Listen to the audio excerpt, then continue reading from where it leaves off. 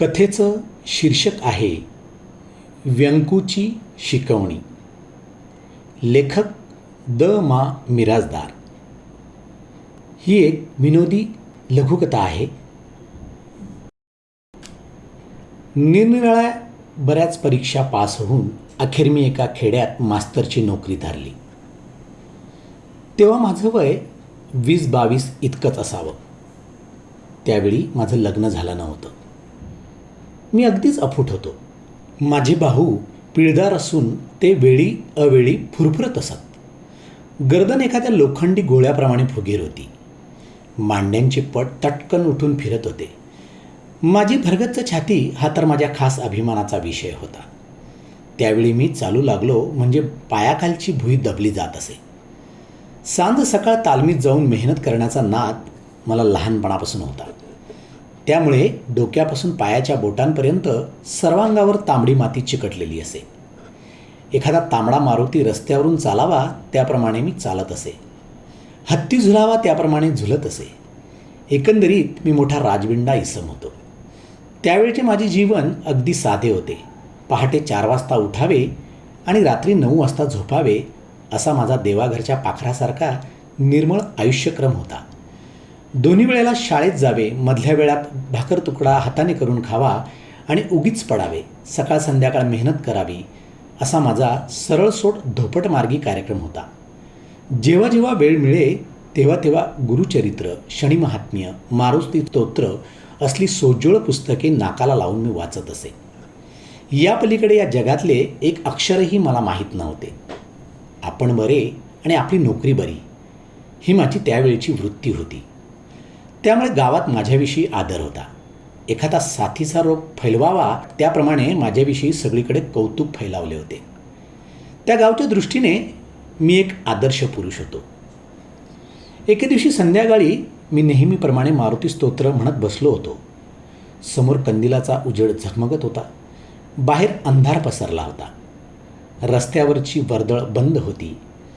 वारा भणाभणा करीत वाहत होता आणि मी डोळे मिटून मारुती स्तोत्र म्हणत होतो. मधून मधून हात जोडून नमस्कार करीत होतो. आणि मग एकदम बाहेरून हळी आली. मास्तर मास्तर आहे ती का? माझी खोली आडबाजूला होती. त्यामुळे सहसा माझ्या खोलीवर कोणी येत नसे, निदान अशा वेळी तरी. त्यामुळे ती हाक ऐकून मी दचकलो आणि डोळे उघडून पाहिले आणि म्हणालो, कोण आहे? पण माझा प्रश्न पुरा व्हायच्या आतच एक म्हातारा आत आला. हातातली काठी त्याने खाली ठेवली. उंचा पुरा दांडगा आणि काळा शार, ओठावर मिशांचा घोस, धोतर कोटटोपी, हातात सलगडी, अंगठ्या असा थाट. काठी खाली ठेवून तो मला म्हणाला, राम राम मास्तर. आणि तो भिंतीला टेकून बसला. मी म्हणालो, राम राम. यावर त्याने थोडा वेळ दम घेतला. मग तोंडातला थुंका बाहेर टाकून तो हसला. मी यदू वडार, कंत्राटदार हाय मी. बर, माझा पोरगा तुमच्या शाळेतच आहे, तुम्हाला ठाव असेलच की. नाही बुवा. कोण? व्यंकू. हां हां हां, आला लक्षात. खरे म्हणजे लक्षात बिक्षात काहीच आले नव्हते. पण काहीतरी बोलायचे म्हणून हं केले इतकेच. त्यो आता 7वीला आहे बघा. औंधा सुटला पाहिजे 7वीतनं. तेव्हा तुम्ही त्याची शिकवणी घेता का असं विचारायला आलोय मी. का बरं? शिकवणी कशासाठी लावताय? हा प्रश्न माझा ऐकल्यावर म्हातारा एकदम भडकला.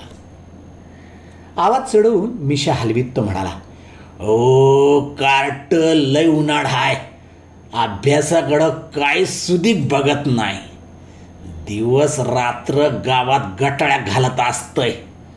सुधराल तर तुम्हीच सुधराल बघा त्याला. हे ऐकल्यावर माझा ऊर अभिमानानं भरून आला. एका उन्हाळ मुलाला ताळ्यावर आणण्याची जबाबदारी माझ्यावर टाकलेली बघून माझ्या सद्वर्तनाबद्दल माझी स्वतःचीच खात्री पटली. हे काम मी करणे आवश्यक होते. शाळेच्या दिवसात कुठल्याही मुलाने पुस्तकाला नाक लावून बसणेच योग्य. हा पोरगा अभ्यासाकडे ढुंकूनही पाहत नाही आणि दिवसभर उन्हाळक्या करतो, ही अगदी वाईट गोष्ट होती. छे छे, माझ्या लहानपणी मी असे बिलकुल केले नव्हते. मी विचार करण्यात गडलो हे बघून म्हातारा म्हणाला, मास्तर, तुम्ही पैक्याची काळजी करू नका. एवढं पोरग सुधरा माझं, वंजळभर रुपये तुमच्या वाटीत घालीन मी, मग तर झालं. हे ऐकल्यावर तर त्याला सुधारण्याचा माझा निश्चय पक्का झाला. मी मान हलवून गंभीरपणे म्हणालो, ठीक आहे, द्या त्याला पाठवून. अशा रीतीने ही शिकवणी ठरली आणि व्यंकू रोज रात्री माझ्याकडे शिकवणीला येऊ लागला. पहिल्या दिवशी तो आला तेव्हा त्याला बघून मी बराच निरुत्साही झालो. व्यंकू म्हणजे 12-14 वर्षांचं बिनमिशाचं किडकिडीत पोरगं असेल असा माझा समज होता. पण हा गडी चांगला 18-19 वर्षाचा असावा.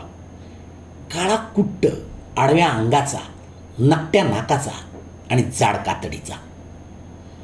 वयाच्या मानाने त्याला मिशाही भरपूर आल्या होत्या. तो एखाद्या बापई गड्यासारखा दिसे. त्याला बघून मी मनात हबकलो, पण वरकरणी तसे काही न दाखविता मी त्याची शिकवणी सुरू केली आणि चांगल्या वागण्याने काय फायदे होतात हे त्याला सविस्तरपणे वर्णन करून सांगितले. त्यानेही ते मुकाट्याने ऐकून घेतले. कुठेही मला विरोध केला नाही. हे बघून मी खुश झालो. पहिल्यांदा तो आला तेव्हा चेहऱ्यावर नाकुशी घेऊनच आला होता, पण हळूहळू तो रुळला. रोज नेमाने येऊ लागला. माझ्याशी खुल्या दिलाने बोलू लागला. एके दिवशी शिकवणी चालू असताना मी मध्येच त्याला एक प्रश्न विचारला, पण मान खाली घालून तो मुकाट्याने बसला. काही बोलेच ना. मी पुन्हा पुन्हा विचारले तरी बोले ना. शेवटी मी रागावून म्हणालो, गाढवा, तुला तोंड आहे की नाही? त्याने मान हलवली आणि तोंडावर बोट ठेवून ते आहे असे स्पष्टपणे मला दाखवले. त्याचे दोन्ही गाल फुगले होते. मग काय, खाऊन आला होता कोण जाणे. काय खाल्लंस रे? यावर पुन्हा त्याने मान हलवली. थोडं थांबा असा हाताने इशारा केला आणि मग दारापाशी जाऊन लाल भडक पिचकारी बाहेर सोडली. मग आत येऊन तो म्हणाला, केलं तोंड मोकळं मास्तर तुम्ही. चांगला तंबाखूची गुळणी धरून बसलो होतो मगा धरण. असं पान जमलं होतं म्हणून सांगू काय विचारू नका. मी कुतूहलाने म्हणालो, म्हणजे पान तंबाखू खातोस काय तू? वय मास्तर, किती वेळा खातोस? 10-5 वेळा खातो की. खाऊ नये तंबाखू लेका, वाईट असतं. काय वाईट होतं मास्तर? मला त्याच्या या प्रश्नाचं उत्तर देणं अवघड गेलं, कारण मी स्वतः तंबाखूच काय पण पानही फारसे खाल्ले नव्हते. त्यामुळे त्याचा बरे वाईटपणा मला माहीत नव्हता. तरी पण अवसान आणून मी म्हणालो, लेका खाऊ नये, खाऊ नये म्हणजे खाऊ नये. व्यंकूने पुन्हा एकदा पिचकारी टाकली आणि मला म्हटले, मी सांगू मास्तर? काय? उलट तंबाखू खावी माणसानं, लई चांगली असती. मी कुतूहलाने पुन्हा विचारले, असं ते कसं काय? अव देवानंच सांगून ठेवलेलं हाय तंबाखू खावी म्हणून. काय सांगितलं आहे देवानं? यावर व्यंकूने मला जी कथा सांगितली ती मला अगदीच अपरिचित होती. त्याचा सांगण्याचा सारांश असा होता की तंबाखू ही फार उत्तम वनस्पती आहे आणि माणसाने ती हमेशा तोंडात टाकावी असा प्रत्यक्ष देवाचाच हुकूम आहे. विठोबाने कमरेवर हात ठेवून असे शुभ वर्तमान जगाला सांगितले आहे की वनस्पती कमरे एवढीच उंच असते. ती किती खावी असा प्रश्न विचारल्यावर मात्र त्याने गणपतीकडे बोट दाखवले. गणपतीने डावा हात पसरून उजव्या हाताने 2 बोटांची चिमूट सदैव धरलेली आहे. ती कशासाठी? या वनस्पतीचे पान हातभर रुंदीचे असते आणि माणसाने ती चिमूटभरच तोंडात टाकावी हेच सांगण्यासाठी. आणि नाही खाल्ली तर प्रत्यक्ष मारुतरायाचा कोप होतो. न खाणाऱ्या माणसाच्या मुस्कटात लगावण्यासाठी त्याने एक हात जो उगारलेला आहे तो अद्यापि तसाच आहे. व्यंकूने सांगितलेली ही गोष्ट ऐकून माझा त्याच्याविषयीचा गैरसमज बराच दूर झाला. तो पान तंबाखू खातो हे योग्यच आहे असे मला वाटू लागले. फार काय, पण अशा दिव्य वनस्पतीची चव मीही घेऊन बघावी असा त्याने आग्रह केल्यानंतर मी विशेष विरोध केला नाही आणि एक काडी त्याच्या हातून घेऊन बेलाशक चावली. ते एका काडीनेच मला विलक्षण चमत्कार दाखवल्यामुळे माझी या औषधी वनस्पतीवर फारच भक्ती बसली. काडीच्या 2 काड्या चिमूट असे करता करता मी बकणाभर तंबाखू एका पानाला खाऊ लागलो आणि पसदिशी थुंकू लागलो. हळूहळू 2 बोटे तोंडासमोर धरून जागेवरून न उठता लांबवर पिचकारी कशी टाकावी हेही व्यंकूने मला शिकवले. त्याचे या विषयातले अगाध ज्ञान पाहून मला त्याच्याविषयी फारच कौतुक वाटू लागले. एके दिवशी रात्री आम्ही दोघेही असेच पानाचे तोबरे भरून पिचकाऱ्या टाकीत बसलो होतो. शिकवणीला अद्याप सुरुवात व्हायची होती. दोघांची तोंडे बंद झाल्यामुळे अभ्यासाचे काम थोडेसे लांबणीवर पडले होते.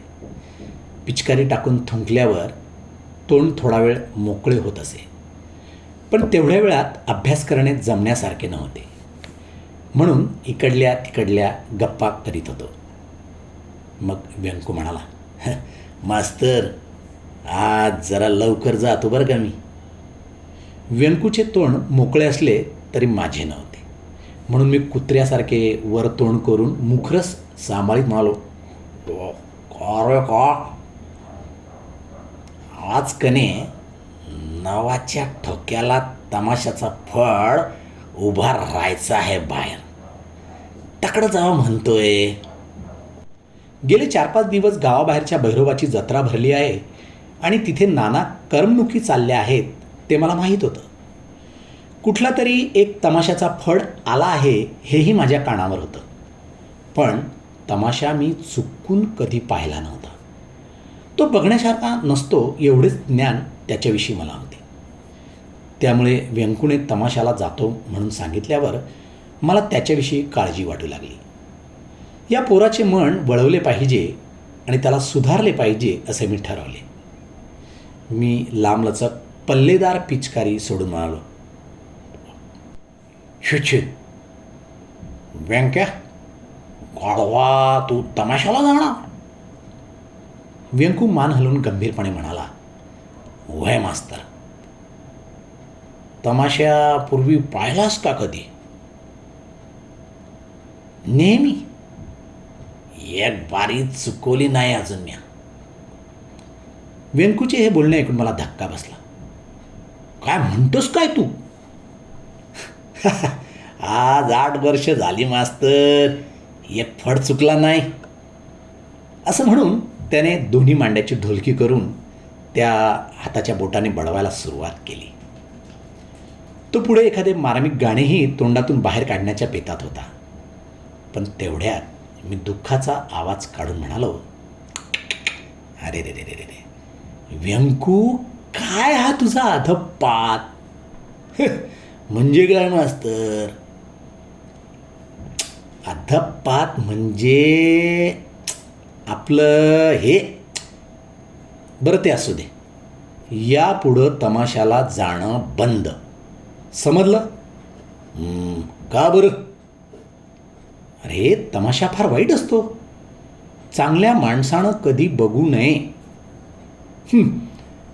का बरं बघू नये? का वाईट असतं त्यात? व्यंकूचा हा प्रश्न ऐकून माझी दातखिळी बसली. त्याच्या त्याही प्रश्नाचे उत्तर मला सांगता येण्यासारखे नव्हते. मी गप्प राहिलो. हे बघितल्यावर त्याला इसाळ आला. मास्तर, तमाशासारखी फर्स्ट क्लास गोष्ट नाही दुनियेत. माणूस नुसतं उलथं पालथं होतं बघितल्यावर. ते कसं काय? तीच तर गंमत आहे. मेंढरासारखी माणसं पळत्यात ताकडं ते काय भिंटाळक्याची असतात काय? तिकीटं बंद होत्यात, बसायला जागा मिळत नाही, नुसती माणसं माणसं माणसं. उगी पेटल्या वाणी दिसतं जकडा तिकडा. व्यंकूने सांगितलेल्या या माहितीमुळे मला बरेच आश्चर्य वाटले. तमाशा हा फार चावट प्रकार असल्यामुळे लोक तिकडे बिलकुल फिरकत नसतील अशी माझी कल्पना होती. तमासगिरांना कुणी दाराशी उभे करीत नसतील असे मला वाटत होते. आणि हा तर सगळे उलटं सांगत होता. एकूण या विषयातलेही माझे ज्ञान चुकीचे होते काय? व्यंकू म्हणाला, मास्तर तुम्ही एकदा बघाच तमाशा, उग आपली गंमत म्हणून बघा. आज तर चौरंगी सामना हाय. जाऊ द्या, बघा आणि मग सांगा चांगला का वाईट ते. व्यंकूचे हे सरळ बोलणे मला एकदम पटले. कुणालाही पटावे असेच त्याचे बोलणे होते. कुठलीही गोष्ट स्वतः पाहिल्याशिवाय तिच्या संबंधी बोलू नये हे त्याचे म्हणणे अगदीच योग्य होते. आपण बघून ठरवावे हे चांगले. इतकी माणसे बेधडक तिथे जात असतील ते काय गाढव म्हणून? छे छे, माझ्या समजुतीत मुळातच काहीतरी चूक असावी. माझ्यासारख्या भिडस्त माणसाच्या मनात असे विचार आले आणि तमाशाला जाण्यावाचून आपल्याला गत्यंतर नाही असे मी ठरवले. इतके झाल्यावर आता मी नाही म्हणायचे हे बरे नव्हते. अशाने त्याला फार वाईट वाटले असते. त्यापेक्षा जावे हे उत्तम. निदान त्याचे तरी काही समाधान होईल. मी कोटटोपी घातली आणि म्हणालो, चल तू आता म्हणतोच आहेस एवढं तर चल, तुझं तरी समाधान होऊ दे. पाटी दप्तर टाकून व्यंकू ताडकन उठला. धोतर नीट खोत मला म्हणाला, भले मास्तर, अशी इरसरी पाहिजे. 10 पैकी 10 मार्क तुम्हाला. पण मला समजेल ना सगळं? पहिल्यांदाच येतो आहे म्हणून विचारतो. तुम्ही चला तर खरं. असं म्हणून त्याने एक डोळा मिचकावला. तेव्हा मला फारच गंमत वाटली. मग मी त्याला 2 डोळे मिचकावून दाखवले, उगीच आपले गमतीने, आणि आम्ही लगबगीने बाहेर पडलो. तो म्हणाला ते काही खोटे नव्हते. कनातीत ही गर्दी उसळली होती. माणसांच्या अंगावर माणूस नुसते पडत होते. बंदुकीत दारू ठासून भरावी त्याप्रमाणे माणसे ठासून भरली होती. कोंगाड्यांसारखा कलकलाट चालला होता. पण कार्यक्रम सुरू झाल्याबरोबर कसे गपगार झाले. आम्ही दाटीवाटीत कसे तरी जाऊन 2 पायांवर बसलो होतो. पायाला अशी रग लागू लागली की फार थोडा वेळ बसवेल असे वाटेना.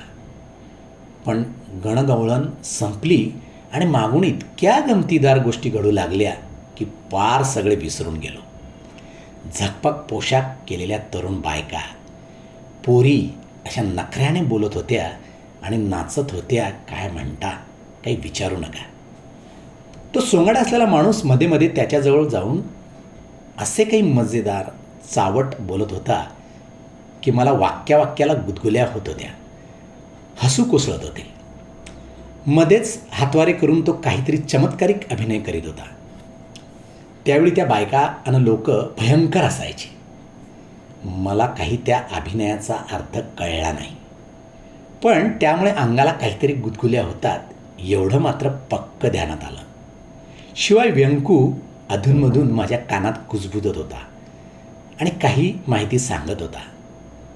ही कोपरगाव करीन, ही जुन्नर करीन, अलीकडं हिची बाडी लई स्ट्रांग झाली आहे, पण पहिल्यांदा अशी नव्हती.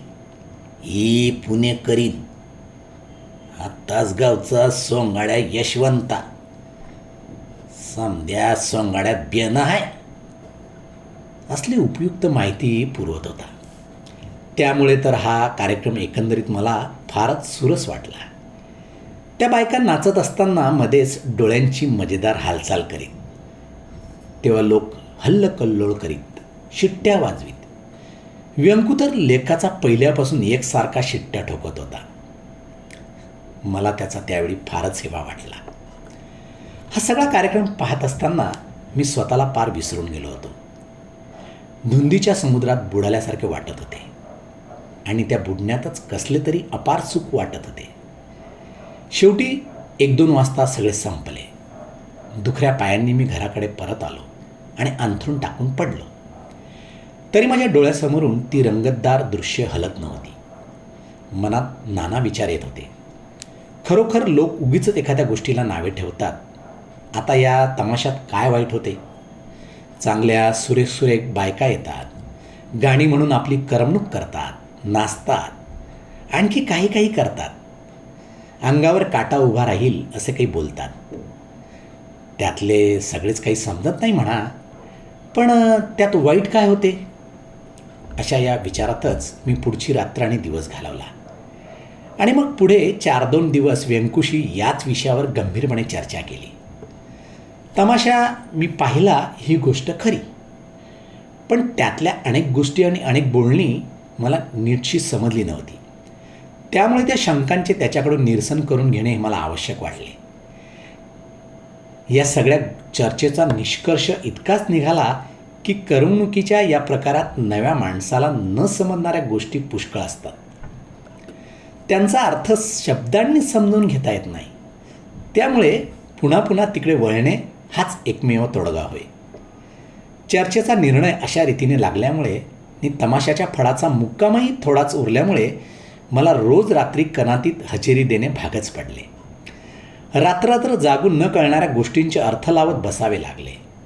ते करता यावे म्हणून मला सकाळ संध्याकाळची मेहनत बुडवावी लागली. शरीराचा बांधीसूदपणा गमवावा लागला. गुरुचरित्र आणि मारुती स्तोत्र ही उत्तम पुस्तके पेटीत कुलूप घालून ठेवावी लागली. आणि बराच वेळ या गोष्टी सहन कराव्या लागल्या. सुदैव एवढेच की माझ्या या कार्यक्रमात व्यंकू सदैव माझ्याबरोबर राहिला. त्याने वेळोवेळी मला संदर्भासहित स्पष्टीकरण करून सांगितले आणि मला बहुमोल मदत केली. त्यामुळे माझ्या विषयातले अज्ञान हळूहळू नाहीसे होऊ लागले. माझ्या सरळसोट डोक्यात प्रकाश पडू लागला आणि उत्तरोत्तर मी ज्ञानी पुरुष बनत चाललो. एके दिवशी रात्री कोपरगाव करीन, जुन्नर करीन इत्यादी बहुमोल विषयावरील चर्चा नेहमीप्रमाणे बराच वेळ करून माझा हा गुणी विद्यार्थी निघून गेला होता आणि मी डोळे मिटून लावणीची एक ओळ गुणगुणत अंथरुणावर लोळत पडलो होतो. कंदिलाचा बारीक केलेला प्रकाश खोलीत अंधुकपणे पसरला होता. उजेडाची एक लहानशी तिरीप माझ्या डोळ्यावर येत होती. बाहेर काळाकुट्ट अंधार पडला होता आणि मी फार अस्वस्थ झालो होतो. कधी या कुशीवर वळावे, कधी त्या कुशीवर वळावे असा सारखा चाळा करीत होतो. झोप कशी ती लागत नव्हती. डोक्यात नाना विचार येत होते. हे विचार कसले हेही नीटसे समजत नव्हते आणि उगीचच काहीतरी चमत्कारिक वाटत होते. खोलीतला एकटेपणा खायला उठत होता. डोके चढल्यासारखे झाले होते. फार म्हणजे फारच चमत्कारिक वाटत होते. तेवढ्यात दारावर बाहेरून कुणीतरी खडखड केले. मी दचकून उठून बसलो. डोळे बारीक करून आदमास घेतला आणि मग म्हणालो, कोण आहे? बाहेरून मंजूळ आवाजात कुणीतरी म्हणाले, मी हाय इंद्रा. कंदिलाची वात मोठी करून मी दार उघडले. दिव्याच्या उजेडात न्याहाळून बघितले. दाराच्या एका अंगाला एक तरणी बाण धिप्पाड बाई उभी होती. गोरी बाण, अगदी हळदीच्या रंगासारखी, उफाड्याच्या अंगाची आणि उगीच भिरभिरी नजर फिरवणारी. मला दरदरून घाम सुटला, भीती वाटली आणि आणखीही काहीतरी वाटले. या अपरात्री अशा वेळेला या मोहनेचे माझ्याकडे काय काम असावे बरे? कापत कापत मी विचारले, कोण पाहिजे? निर्यांचा घोळ झोकात उचलून खणखणीत आवाजात ती म्हणाली, मालक आहे ते का आमचात? मी माझ्यात खोलीत मागे वळून पाहिले, अगदी निरखून पाहिले, पण मालकच काय, कोणी नोकरही माझ्या खोलीत दिसत नव्हता. माझ्या खोलीत त्या एकट्या पोराखेरीज दुसरे कोणी येऊनही गेले नव्हते. मग हिचा मालक कोण असावा? कोण मालक? यावर ती बाई खुदखण हसली, अशी हसली की माझ्या काळजाचं पाणी पाणी झालं. मानेला झटका देत ती म्हणाली, अहो आमचं मालक तुमच्याकडेच येतात ना वा? नाही बुवा. हां, ते तर म्हणत होतं. काय? तुमच्याकडं शिकवणीला जात असतो म्हणून. मी जागच्या जागी खिळून उभा राहिलो. म्हणजे ही बाई व्यंकूबद्दल तर बोलत नव्हती. कोण? व्यंकू काय? वय त्याच. ती बाई तोंडाचे वेडेवाकडे हावभाव करीत म्हणाली, बहुधा यालाच मुर्का म्हणत असावे. व्यंकूने मला त्याची लक्षणं एकदा सांगितली होती. मला बरोबर आठवले. बरं बरं, त्याचं काय? अहो रोज या टायमाला घराकडे येतात आणि आजच आलं नाही म्हणून पुसाय आलं मी. असं असं. मग गेला का काय ते? मगाशीच गेला तो, पुष्कळ वेळ झाला. कुठं बसलाय मुर्दा, कधीच कुणास ठाऊ. असं म्हणून त्या बाईने भुवया उडवल्या. थोडा वेळ विचार केला आणि मग पायाचा झपाटा मारला. दाण दाण पावले वाजवीत ती त्या अंधारात नाहीशी झाली. त्यानंतर दिवसभर मला दुसरे काही सुचलेच नाही. ही बाई कोण असेल? तिने व्यंकूची चौकशी कशाला केली असावी? रात्री व्यंकू शिकवणीला आला. मी घोगऱ्या आवाजात विचारलं, व्यंकू काय? काल कुठली बाई आली होती रे चौकशी करायला तुझी? व्यंकू दचकून म्हणाला, बाई? आणि कधी? फाजीलपणा करू नकोस. काल रात्री इथं आली होती ती. काय म्हणत होती? तुझी चौकशी करत होती. तू कुठं गेलास म्हणून विचारलं तिनं मला. त्या बाईलीला इथं येऊन कशाला धडपडली आणखीन? व्यंकू असे म्हणाला खरं, पण मग त्याने हातवर जीभ बाहेर काढून ती चावली आणि मान खाली घातली. त्याच्या त्या मर्यादशील स्वभावाचे मला फारच कौतुक वाटले. कोण होती रे ती? पण माझ्या त्या गरीब विद्यार्थ्याकडून काहीच उत्तर आलं नाही. मी पुन्हा विचारलं, तुझी बायको होती का ती? व्यंकूने मान खाली घालून म्हटलं, माझं लगीनच झालं नाही मास्तर अजून. असं कसं विचारताय तुम्ही तरी? मग मी जेव्हा त्याचा पिच्छाच पुरवला तेव्हा तो मान खाली घालून बराच वेळ गप्पा बसला. मग घुटमळत चाचरत म्हणाला, ती बाई म्हणजे बघा मास्तर, मास्तर ती बघा, ती मास्तर बघा. मी संतापून म्हणालो, मास्तरानं बघितलं कालच, गाढवा पुढं बोल. ती बाई मी ठेवलेली आहे मास्तर. तू? वय. व्यंकूने दिलेल्या या उत्तरामुळे माझ्या मनावर बराच ताण पडला. त्याच्या बोलण्याचा अर्थ समजून घ्यायला मला बराच वेळ लागला. सभोवती काय चाललं आहे हे थोडा वेळ मुळीच कळलं नाही. मग भानावर येऊन मी उठलो, त्याच्याकडे टक लावून पाहत राहिलो. घसा खाकरून आश्चर्याने म्हणालो, व्यंकू, गड्या, हे तू जमवलंस तरी कसं? माझ्यापुढे या गोष्टीचा कबुली देताना व्यंकू पहिल्यांदा थोडासा बिचकला होता. पण मी इतक्या सरळपणे हा प्रश्न विचारला की तो खुलला आणि तोंडातली तंबाखू सांभाळीत त्याने सगळी कथा मला सांगितली. ही कथा बरीच लांबचक होती, पण तिचे तात्पर्य इतकेच होते की ही बाई परजातीतली असून त्याच्या जातीत अलीकडेच शिरलेली होती.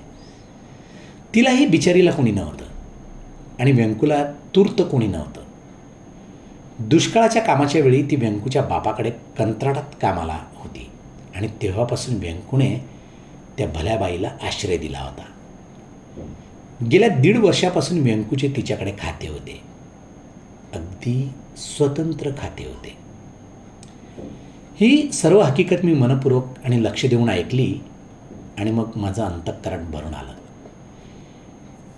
आपल्या विद्यार्थ्याने एवढा मोठा पराक्रम करावा आणि आपल्याला त्याची दखलही असू नये याची मला फार खंत वाटली.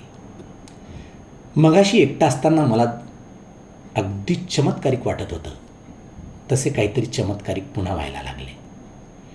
पण दुसऱ्याच क्षणी मला माझे कर्तव्य आठवले. या उन्हाळ मुलाला सुधारायचे आणि सन्मार्गावर आणून सोडायचे ही मी घेतलेली जबाबदारी मला हळूहळू आठवू लागली आणि मी सावरून बसलो. पूर्वीचा अनुभव माझ्या जमेला होता. सरळ उपदेश करून त्याचे मन वळवणे ही गोष्ट जमण्यासारखी नव्हती. मी काही सांगितले तरी हा जिज्ञासू विद्यार्थी मला उलटे प्रश्न विचारणार आणि त्या प्रश्नाचे उत्तर आपल्याला या जन्मातही देता येणार नाही. मग काय करावे बरे? मनाशी असा बराच वेळ विचार केला. तोपर्यंत व्यंकूचे 2-3दा पान खाऊन झाले. मीही त्याच्याकडून पान मागून घेतले आणि तंबाखू तोंडात टाकून ती दाढेला धरीत म्हणालो, व्यंक्या, काय मास्तर, याचे तोळगे तरी काय असतात मला सांग. कशाचे? या गोष्टीत जमवायचे. माझा हा प्रश्न ऐकल्यावर त्या ज्ञानी विद्यार्थ्याने माझ्याकडे क्षणभर टक लावून पाहिले. त्याच्या दृष्टीत थोडीशी संशयाची छटा असावी, पण माझा चेहरा तपस्व्यासारखा गंभीर होता. ते पाहून तो शांत झाला. म्हणाला, तुम्हाला ते कशा पाहिजेत? उगाच आपलं सहज. मग सांगतो. सांग. अगदी कंप्लीट सांगतो मास्तर. असं म्हणून व्यंकूने घट्ट मांडी घातली आणि पान थुंकून टाकून तोंड मोकळे केले. मग 1 तासभर अस्सखलितपणे तो बोलत राहिला. आपले सगळे अनुभव आणि ठोकताळे त्याने सांगितले. त्याच्या त्या बोलण्यावरून मला एवढे कळले की या मोहिमेवर निघणारा माणूस घट्ट काळजाचा आणि बेरकी असणे अगत्याचे असते. प्रसंगी जोडपट्टी व्हायची पाळी आली तरी ती पचवायची त्याच्यात ताकद पाहिजे. सुरुवातीला 4 चांगली ठिकाणे हेरून तेथे अष्टप्रहर गस्त घालण्याचे काम त्याने अत्यंत चिकाटीने आणि निर्लसपणे केले पाहिजे. या प्रकारच्या बायका रस्त्याने ठुमकत असतात, तिरप्या नजरा टाकीत फिरतात आणि उगीचच खुदकन हसतात. अशा बाईचा शोध लावणे हे काम. त्यानंतर त्याच्या घराचा ठाव ठिकाणा लावणे, तिथे डोळ्यात तेल घालून पहारा करणे, त्यांच्या येण्याजाण्याची ठिकाणे पाहून ठेवणे, या गोष्टी बेताबेताने सुरू कराव्या लागतात. मग हळूहळू जमू लागते. हे सगळे पथ्य नियमितपणे पाळावे लागते. वेळ प्रसंगी 4 पैसेही खर्च करावे लागतात. हे प्रकार एकदा पार पडले म्हणजे संपले, तुमचे काम झाले.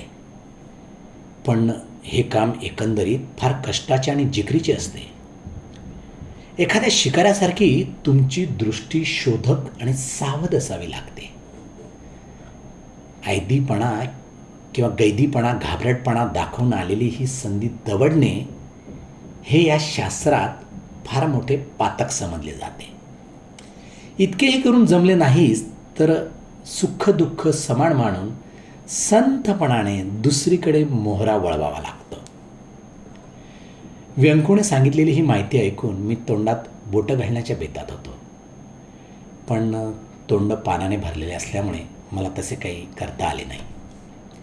तथापि एवढी गोष्ट खरी की या लहानशा आयुष्यात माझ्या या विद्यार्थ्याने फारच बहुमोल अनुभव गोळा केले होते.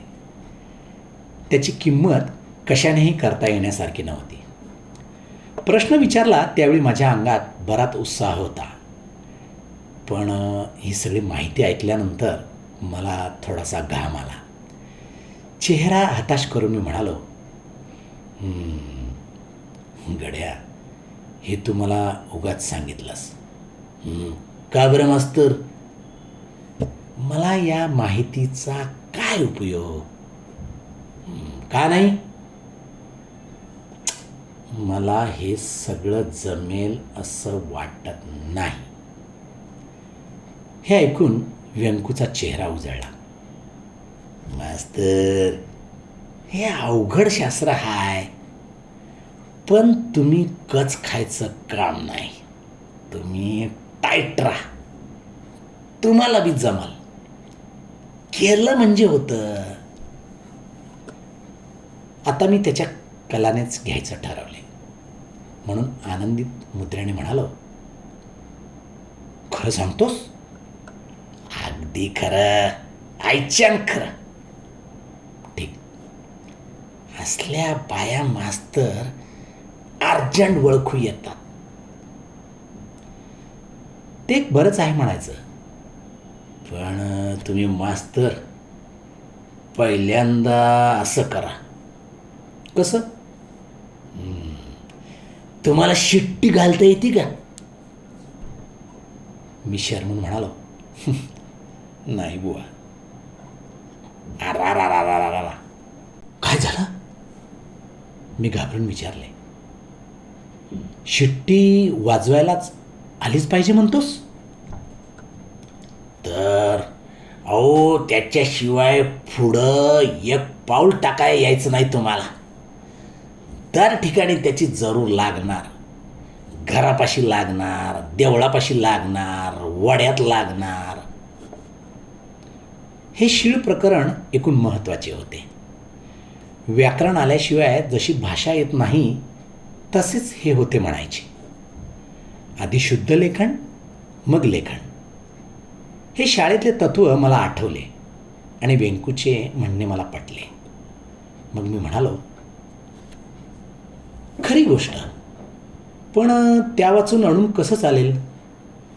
तूर्त बाजारातली शिट्टी आणून वाजवली तर चालेल का? छा, त्यानं काय होणार? अरे, माझी स्काउटची शिट्टी आहे, छान वाजते, ती आणू का? माझ्या या बोलण्यावर व्यंकूने मान हलवून निषेध व्यक्त केला. तेव्हा मी गप्प बसलो, तोही गप्प बसला. मनाशी विचार करीत राहिला. मग पाटी दप्तर उचलून म्हणाला, उद्यापासून पहिल्यांदा हे काम शिकायचं मास्तर, मग पुढचं पुढं. आणि निघून गेला. त्यानंतर 4-8 दिवसात आमचा हा कार्यक्रम रोज चालला. गावाबाहेर माळावर जाऊन आम्ही दोघेही शिट्ट्या वाजवत बसू लागलो. दोन्ही हातांची 2 बोटं जिभेला लावून आणि जीभ आत वळवून मी तोंडाला फेस येईपर्यंत शिट्टी वाजवत राहिलो. 10-15 दिवसातच माझ्या मुखातून कर्णकर्कश आवाज बाहेर पडू लागला आणि त्यामुळे आसपासचे सगळे वातावरण दुमदुमून जाऊ लागले. अहोरात्र मला शिट्टी वाजवण्याचा नाद जडला. त्या काळात झोपेतसुद्धा मी शिट्टी वाजवीत होतो असे मला आढळून येऊ लागले. कारण झोपेतून जेव्हा मी जागा होई तेव्हा माझी दोन्ही हातांची बोटे तोंडात खुपसलेली दिसत. फार काय, शाळेतही मी एकदा शिट्टी वाजवून दाखवली तेव्हा पोरांनी शाळा डोक्यावर घेतली. खुद्द व्यंकूनेच मला शाबासकी दिली. अशा रीतीने त्याच्या देखरेखीखाली या शास्त्रातले शुद्ध लेखन मी शिकलो. पहिला धडा पूर्ण झाला. दुसऱ्या धड्याची वाट पाहू लागलो. पण पुढचे धडे व्यंकूकडून घेण्याचा माझ्यावर प्रसंगच आला नाही. एके दिवशी नेहमीप्रमाणे तो माझ्याकडे आला नाही आणि मग 2 दिवस, 4 दिवस, आठवडा लोटला तरीही तो आला नाही. मी चौकशी केली तेव्हा कळले की एकाएकी बोलवणे आल्यामुळे तो आजोळी गेला आहे. परत कधी येईल याची शाश्वती नाही. महिना, 1.5 महिना लोटला आणि तरीही तो आला नाही. या 1.5 महिन्यात माझी पुष्कळच प्रगती झाली. पान तंबाखू खाऊन लावणीची ओळ गुणगुणत मी काम करायला शिकलो. गुरुचरित्र, शनी महात्म्य ही भाकड पुस्तके अडगळीत टाकून देऊन मी तोता मैना, गुलाबकावली, शुक 72 ही गमतीदार पुस्तकं नियमाने वाचू लागलो. तोंडातली लाळ पुसत पुसत आणि वरचेवर जीभ बाहेर काढीत वाचू लागलो. फार काय सांगावे. कुणाचीही भीती न बाळगता तमाशाच्या कनातीत एकट्याने जाऊन उभा राहू लागलो. मोठा आरडाओरडा करीत हसू लागलो. काही वेळात तर बेदरकारपणे मी तोंडात बोटे खुपसून कानठळ्या बसवणाऱ्या शिट्ट्याही फुंकल्या. एकंदरीत माझ्यात फारच सुधारणा झाली.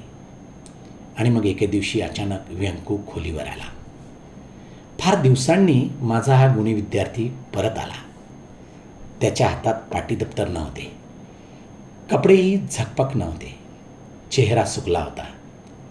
उदास तोंड करून तो भिंतीला टेकून बसला. काही न बोलता बसला. त्याला बघून माझा आनंद गगनात मावेना.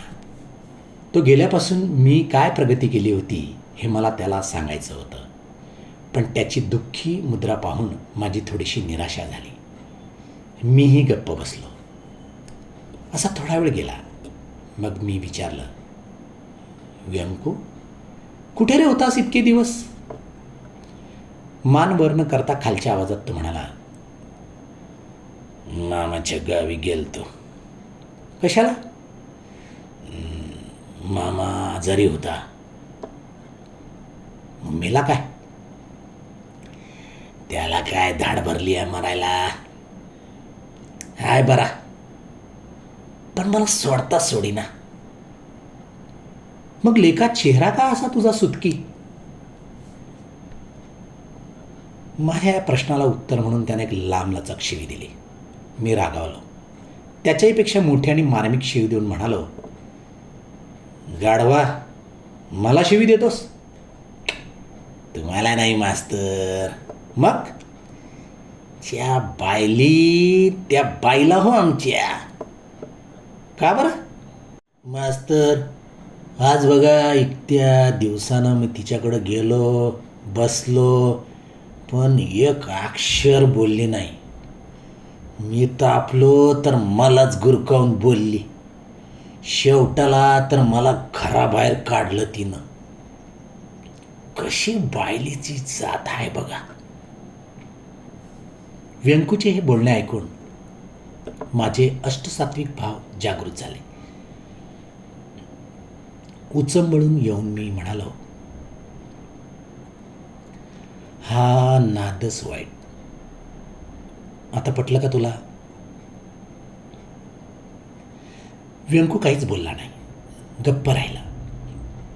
बराच वेळ शांतता पसरली. मग तो म्हणाला, पण मास्तर, तिनं असं कशाबाई केलं असेल? त्याला उत्तर देण्यासाठी मी घटकाभर थांबलो. शेवटी एकतरी प्रश्न व्यंकूने असा विचारला होता की ज्याचे उत्तर मला देता येण्यासारखे होते. मग माझे सगळे सात्विक भाव जिरून गेले. छाती अभिमानाने फुलली. मान आपोआप ताठ झाली. मी अत्यंत सावकाशपणे मी म्हणालो, ती हल्ली माझ्याकडे असते.